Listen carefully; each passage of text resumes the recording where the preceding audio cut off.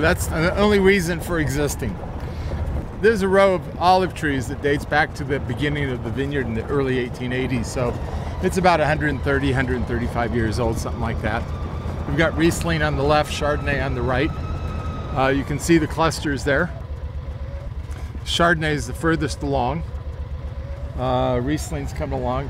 What most people don't understand is that really it's the last month or 6 weeks that defines wine quality. Whatever the climate is now, it only affects the quantity of the crop. And the real quality is the last 6 weeks, 8 weeks, you know, basically from a little bit after veraison. Veraison is where the grapes, either the red grapes turn color or they soften and get bigger. But up through, you know, June and July, the weather is immaterial to the vintage, to the quality of the vintage anyway. This is a young vineyard of Cabernet that we planted in 2010. And it's on a 10 by 6 spacing. We use 8-foot T-posts that go up at about 38 inches, 40 inches is the first cross arm, what we call the fruiting wires. Mm-hmm. And we figured that that is the appropriate height for ergonomically being correct. And then 12 inches up from that, we have a 14-inch cross arm. 24 inches up from the first, you know, the fruiting wire is a 32-inch cross arm, and then 3 feet up is a 36-inch cross arm. And you can see here, the Cabernet is in full bloom. These rows, when we first planted them, went across the slope.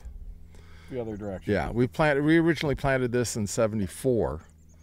And so that was more of an east-west basis. And the problem with that is that the sun's all in the southern, we're at latitude 38 and change. Mm-hmm. Sun's south of us, so only the south-facing fruit got sun. Everything on the north side, or on the north side of the cluster, got no sunlight. And one of the great advantages in viticulture is one called canopy management, which is the trellis system, and 2, row direction.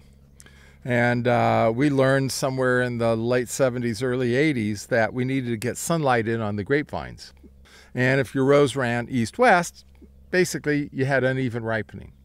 So as I like to say, we're smart little boys and girls, and if that's the case, then let's plant our vines north-south, because you get an even amount of sunlight in the morning, you get an even in the afternoon.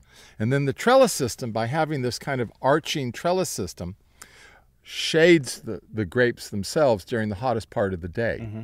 And so you get dappled sunlight on the grapes themselves in the early to mid-morning, and in the afternoon you get it from mid-late afternoon to late afternoon. So where you want the vines, the grapes themselves, protected is in the hottest part of the day. And so that's what the whole trellis system and row direction is designed to do. Now, like kids, occasionally, they come home.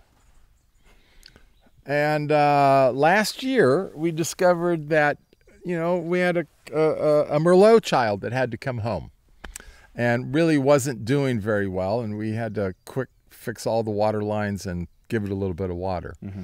And what I've learned subsequent to that in a couple of dry farm seminars I've been in, I'm still learning. Sure.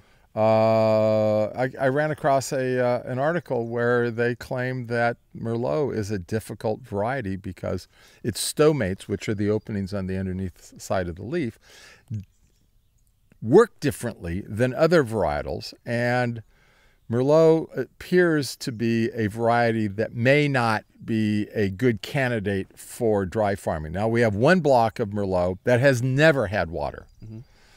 But it was on AXR #1. We now use 1103 Paulson, and maybe that rootstock with Merlot isn't a good combination, or AXR was just such a, and it was a terrific rootstock with one fault, which is that it was susceptible to phylloxera, damnable things. Fault. Yeah, unfortunately, it's a rather killer fault.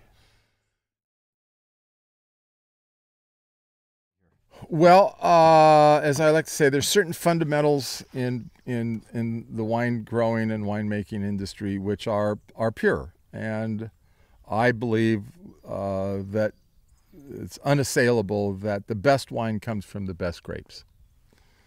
And in my view, the best grapes, all things being equal, come from the mountains. Now, that doesn't mean that I am dumping on the valley floor, because there are great wines that come out of the valley floor and there are junk wines that come out of the mountains.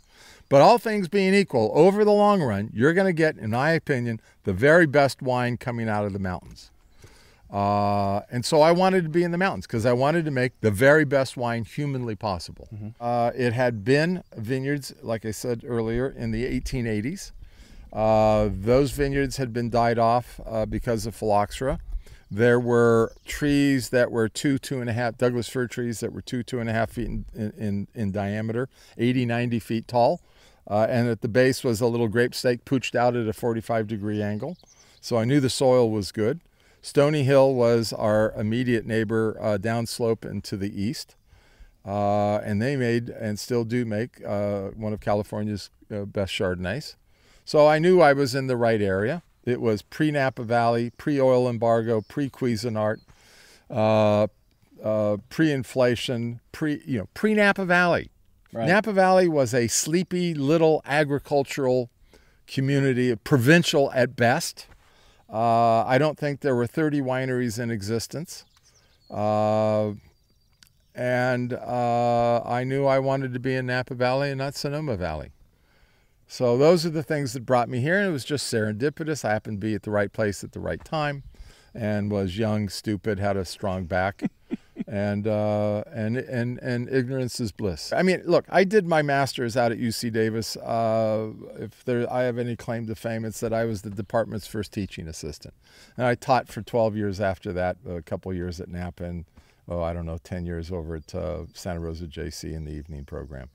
And so I bring a technical point of view to all of this, which both gets me into trouble too, but because I don't suffer fools easily with this stuff. And I don't know, it just seemed like, as I like to say about my kids, it was a good idea at the time.